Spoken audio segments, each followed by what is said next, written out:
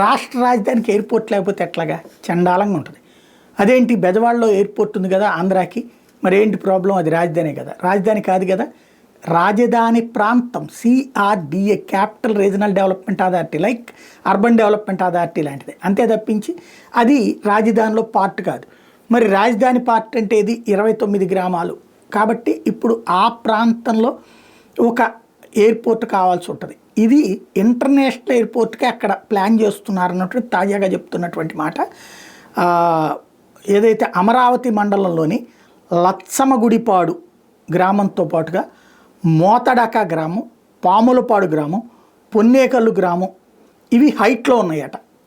లో లైన్ కాకుండా ఇప్పుడు లైక్ మిగతా ఏరియాల్లో అలా కాకుండా ఇవి హైట్లో ఉన్నాయి.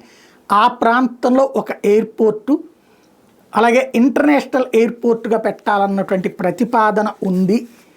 ఇది కేంద్రంతో ఇప్పుడు ఎవరైతే రామ్మోహన్ నాయుడు ఉన్నాడు కాబట్టి అది క్లియర్ చేయడానికి రెడీ అవుతున్నారు అంటున్నారు. ఇది నిజమైతే చాలా పెద్ద మార్పు అన్నమాట.